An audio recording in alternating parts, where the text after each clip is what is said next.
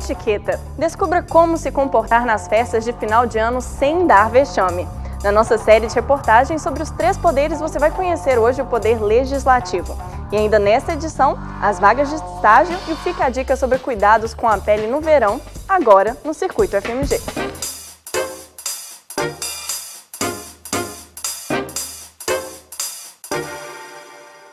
Boa noite!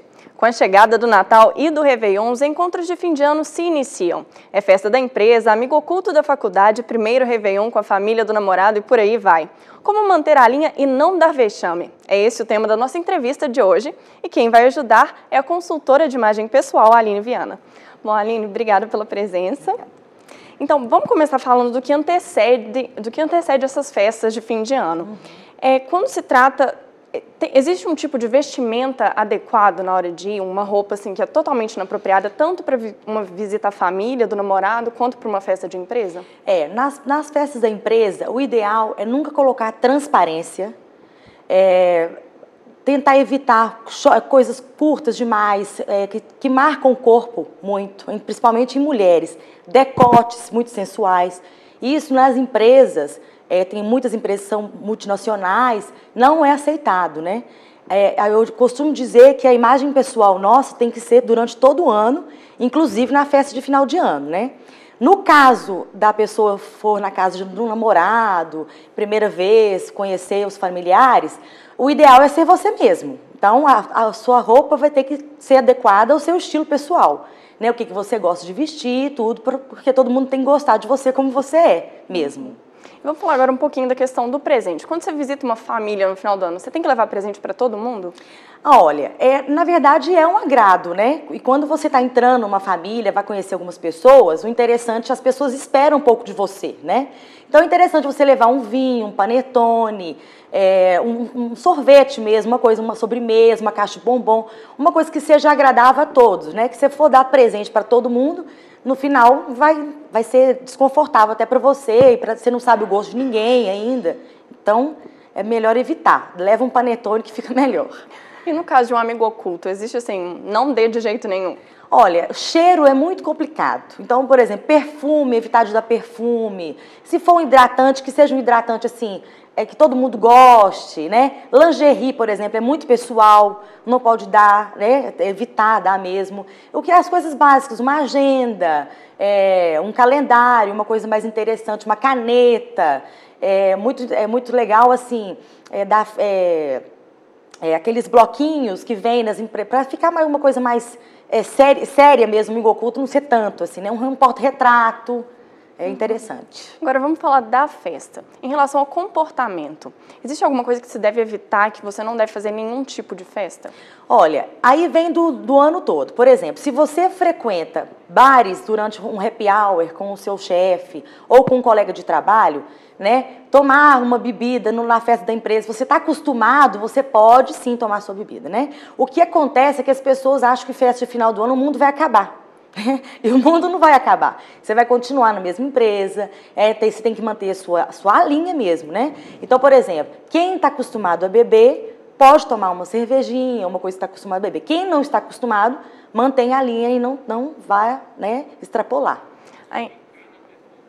E em relação a ficar com alguém ou paquerar alguém na festa da empresa? Pois é, na festa da empresa é muito complicado. Eu acho assim, a gente pode ir, trocar uns olhares, e claro que isso acontece, não vamos, né, fingir que isso não existe. Acontece sim, você vai e troca de olhares.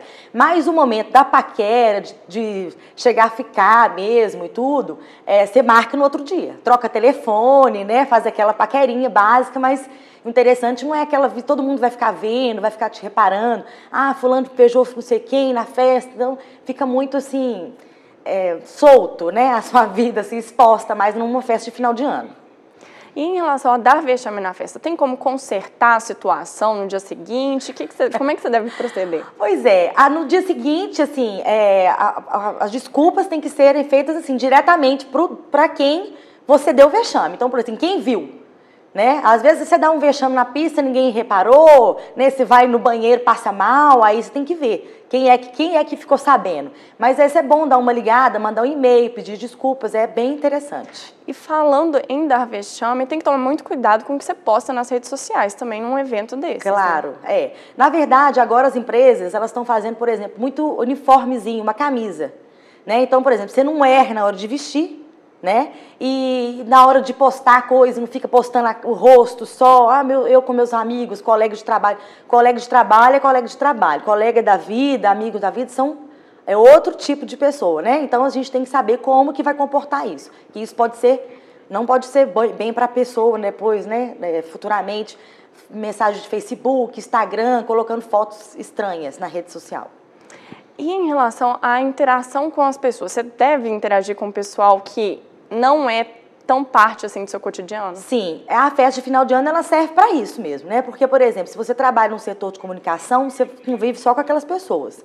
Então é bom você conhecer o financeiro, até conhecer o chefe do outro setor, bater um papo, fazer o seu network mesmo, o seu marketing pessoal. É aquele momento de você falar um pouco de você. Que eu estou pensando no projeto tal, estou desenvolvendo isso, estou pensando em fazer uma pós-graduação, um mestrado. Então esse momento é de você falar um pouco de você, mas não demais, né? Uhum. Só dar uma pincelada assim. E em relação à festa da família, você vai ter alguma coisa que você não gosta? É indelicado você não comer?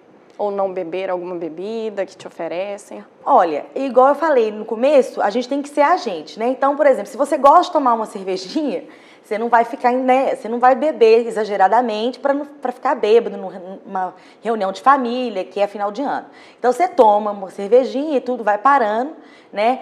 Comer, por exemplo, às vezes a pessoa não gosta, né, de algum tipo de carne e tudo. Você avisa, eu não gosto desse tipo de carne. Porque depois você vai ter outras reuniões e a pessoa vai ficar com aquela imagem denegrida, né, um pouco. Entendi. E na festa da empresa, você falou muito a questão do marketing pessoal, mas existe algum limite? Para falar? De falar de você, assim. Existe.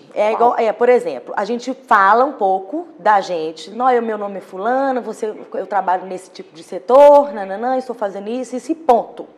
Tá? Você pensa em um projeto e tudo, mas você não fica falando toda a sua vida, né? O interessante também é que a gente fala em festa de final de ano, tem gente que é trágico, né? Aí fala, nossa, você viu que acidente? Nossa, fulano tá doente. Então, são coisas assim que evita de falar na festa de final de ano. Final de ano é brincadeira, alegria, né? Não tem que falar nada disso, não. Ok, Aline, muito obrigada pela entrevista. Obrigada a você.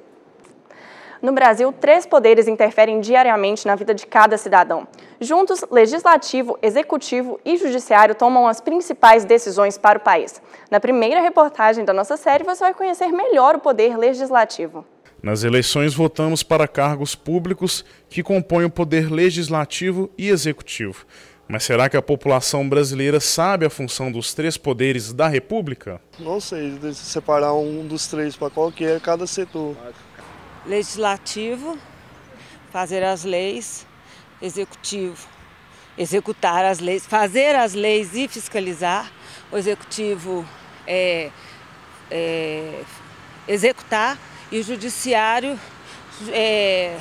gerir isso tudo, né? Legislativo propõe as leis que são aprovadas ou não, o judiciário julga qualquer infração dessas leis, o executivo administra o Estado, administra o governo, administra o poder público. Não sei. Não lembro, acho que é o executivo, eu não acompanho muito política. Em Belo Horizonte existem 2 prédios que sediam órgãos do poder legislativo.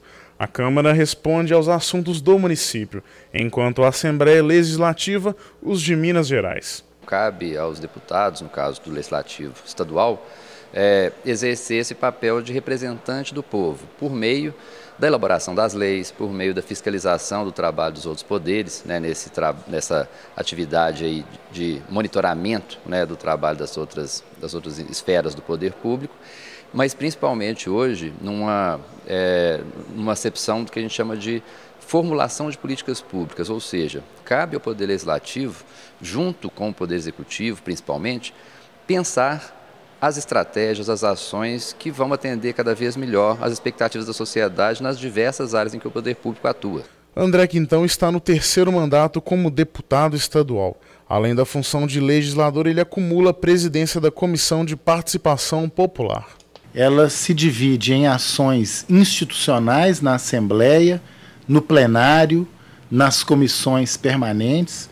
No meu caso, presido a Comissão de Participação Popular, que tem reuniões ordinárias toda quinta-feira. Sou membro efetivo da Comissão de Constituição e Justiça, reunião toda terça-feira pela manhã. É a comissão que analisa todos os projetos que dão entrada nesta casa, seja do Executivo ou dos próprios deputados. Temos reuniões ordinárias de terça a quinta-feira, geralmente também reuniões extraordinárias, não remuneradas. E para aproximar a população do poder legislativo, o museu está resgatando a história dessa instância política. A recuperação dessa memória ela é importante porque, a meu ver, ela traz uma identidade, ela traz todo esse lastro de atuação de um poder que aparentemente pouco compreendido pela população. E numa outra vertente da exposição, a gente quis mostrar o que é, como atua a Assembleia. Poucas pessoas, quer dizer, eu acho que a população ainda não tem um conhecimento de o que é, de fato, uma Assembleia Legislativa no plano, né, estadual. Amanhã você confere uma reportagem sobre o Poder Executivo. Não perca! Agora é hora das vagas de estágio. A repórter Luana Arcuri está direto da redação da TV UFMG e traz as oportunidades.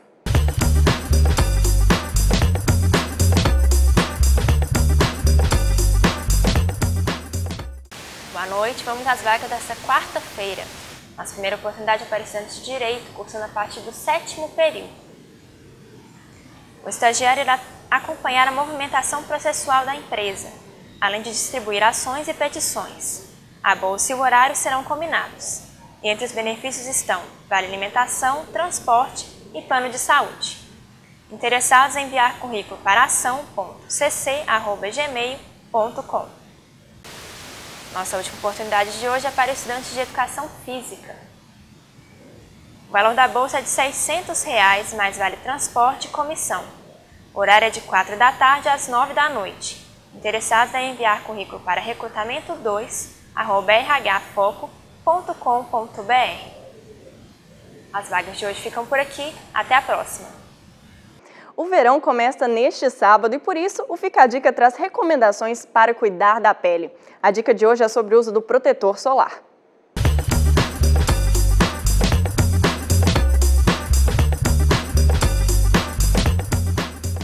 É muito importante o uso do protetor solar, principalmente aqueles indivíduos que vão ficar muito tempo expostos ao sol. E o protetor solar, ele deve cobrir o ultravioleta A e o ultravioleta B. O ultravioleta A, ele é relacionado ao envelhecimento cutâneo e ao surgimento de manchas na pele. E o ultravioleta B é o principal responsável pelo câncer de pele, que atinge a pele na superfície do nosso planeta, e também o surgimento de queimadura solar. O protetor ele deve ter um fator de proteção solar de no mínimo 30 e deve se lembrar de repassá-lo em momentos em que haja muita sudorese ou que haja um contato com água. Então deve-se repassar o protetor a cada 2 horas também, se for ficar por um longo período exposto ao sol. Amanhã a dica é sobre outras maneiras de proteção da pele, além do protetor solar. Fique ligado! Mudanças no processo seletivo da UFMG a partir de 2014. As informações completas com o repórter Matheus Arvelos. Após aderir ao Enem, a UFMG agora anuncia a utilização de 2 edições do SISU, o Sistema de Seleção Unificado. E para falar sobre o assunto, a gente convidou a pró-reitora de graduação, professora Antônia Aranha. Professora, na prática, o que muda e por que muda? Olha, na prática, nós utilizaremos as 2 edições do SISU para evitar repetidas chamadas e facilitar também o registro dos nossos calouros. Então, eu acredito que com isso nós vamos simplificar o nosso processo de registro acadêmico aqui na UFMG e, com certeza, eu acho que nos tornaremos mais competitivos, porque os alunos terão, na prática, 2 chances de competirem para ingressar na UFMG. E por que a UFMG adotou isso? Somente por se tornar mais competitiva? Também para facilitar, não, o processo de registro acadêmico e de matrícula dos calouros.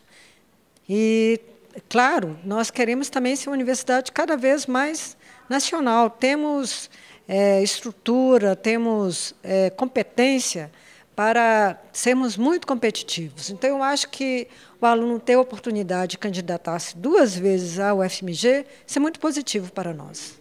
Então, na prática, só para explicar, né, para os nossos candidatos, eles podem se inscrever 2 vezes ao ano, então, ao vestibular da UFMG. Na prática é isso, né? Tá certo. E quantas vagas serão ofertadas para essa primeira chamada agora do SISU? Cerca de 3.560 vagas, mais ou menos isso. Eu não decorei o número exato, mas é cerca de 3.600 vagas. Então é isso, candidatos, se atentem à página da UFMG e lembrando que para participar do SISU deste ano é necessário ter feito o Enem 2013. Matheus Arvelos para o Circuito UFMG.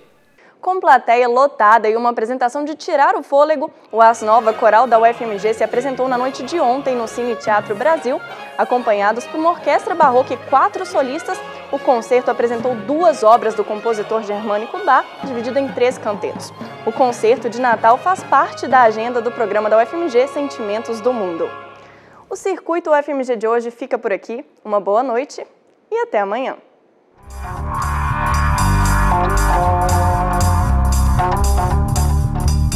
Thank you.